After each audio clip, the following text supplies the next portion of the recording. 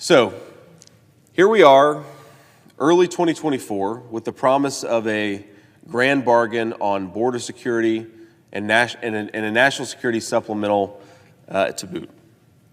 And yet, every single detail turns out to have not been manifested in the text,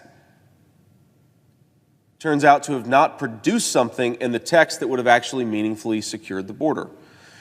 So the first thing that you would want to do, if you were serious about border security, the first thing that you would want to do is to limit the president's ability to parole close to 1 million illegal migrants a year.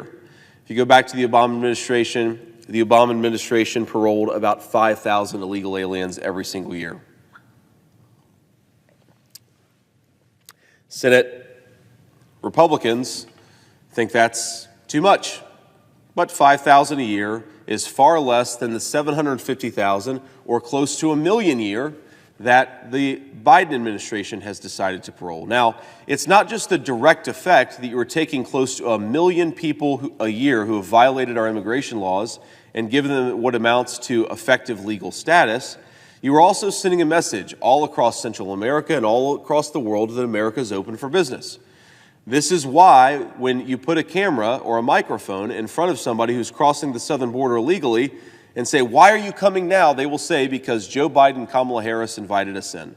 The parole policy has thrown open the floodgates, and this grand border compromise contained almost nothing that would meaningfully reduce the number of paroles that the President of the United States can issue. It required a report, I believe, but nothing that would limit the president's discretion to grant parole en masse as he has done for the last 3 years of administration. That was the first problem. The second problem is that the grand border compromise did very little on the question of asylum. It pretended to do something on the question of asylum. It changed the asylum standard. It increased that standard from a credible fear to a reasonable fear, but it also changed who is enforcing that standard to CIS agents who are among the most pro-asylum people in the entire United States government. So you change the standard, but you make it much easier. You create a person who's enforcing that standard that has almost no reason to meaningfully enforce American asylum laws. Now, why is this a problem? Well, because we have fundamentally at the United States southern border an economic migrant crisis that is pretending to be a massive asylum crisis. People who are traditional economic migrants, they come into our country at ports of entry or elsewhere. They claim asylum. They say that they are persecuted. They say that they are fleeing persecution. And then the asylum officer usually will tell them, you have to come back in 6 years or 12 years or however many years down the road to have your case adjudicated before an immigration law judge. And of course, for those 10 years, maybe more, that they're in the country, they effectively have legal status. They are in our country, and many of them never show up for their court date, even though the court date is years later. So the asylum process has turned millions of economic migrants into alleged asylum claimants. And I find it interesting that when you look at what's actually coming, at who's actually coming across the southern border, it's very, very often young men between the ages of 20 and 35, unaccompanied by women or children. Because if we know anything about world affairs, it's that when people are politically persecuted, it's always the young, unaccompanied men who are the most politically persecuted, not the women or children. And my colleagues will forgive my sarcasm there.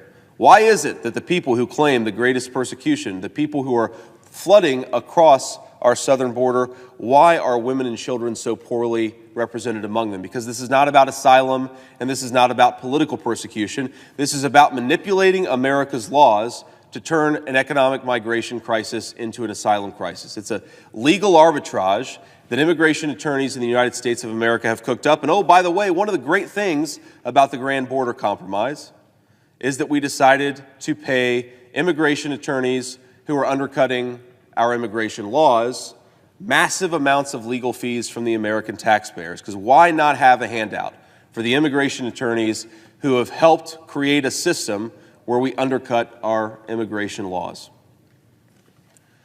That was the second major problem with the grand border compromise. A third major problem with the grand border compromise is that it did not meaningfully increase the president's authority or, frankly, force the president's hand into deporting anyone who is currently here illegally.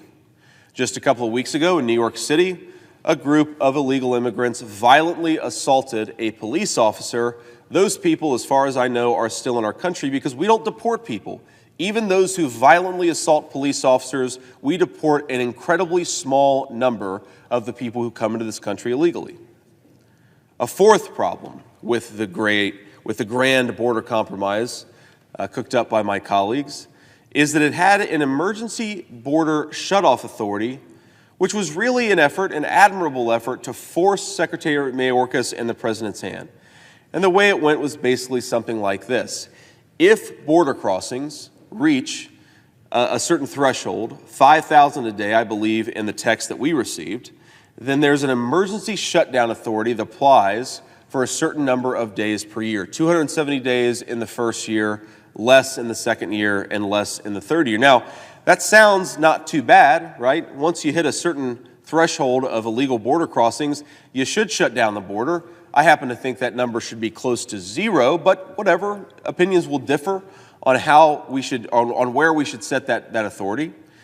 And yet, that authority set at 5,000 a day, which effectively says that you can have nearly 1.9 million illegal aliens come into the country before you trigger that authority, it has multiple provisions that would allow us to waive it. So it has a 45-day emergency waiver authority for the president. It has a 180-day discretionary waiver for Secretary Mayorkas. And for those who are good at math, 180 days plus 45 days is 225 days.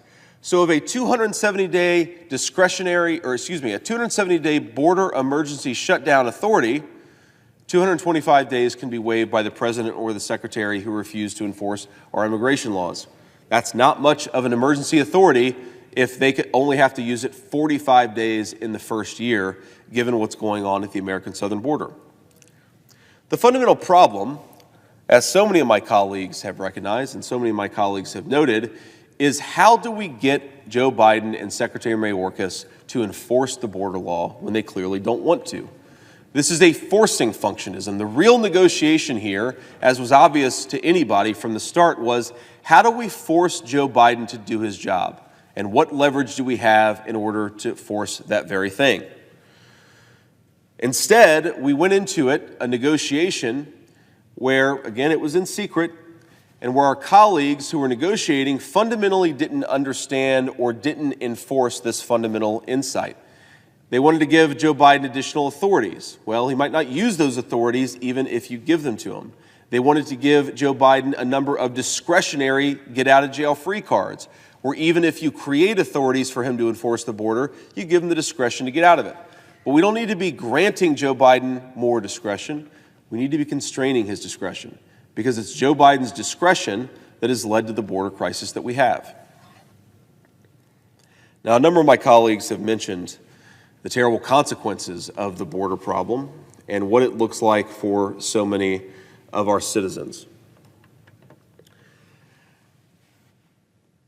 There's no overstating the catastrophe that's going on at the American southern border. There's the fentanyl crisis that is killing over 100,000 citizens of our country.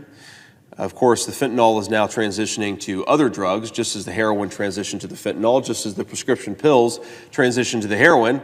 One of the many gifts of our wide open southern border is a virtually limitless supply of increasingly more powerful synthetic opioids to kill our citizens.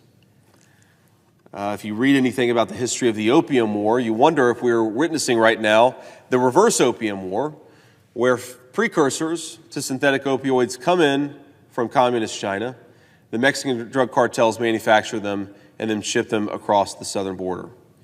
If you were actually serious about addressing this crisis, the first thing that you would want to do is limit Joe Biden and Secretary Mayorkas' authority to open the floodgates and invite millions of illegal aliens into this country. Limit their discretion. That was always the only pathway to meaningful border enforcement under this administration. As so many of my colleagues have mentioned, Joe Biden clearly doesn't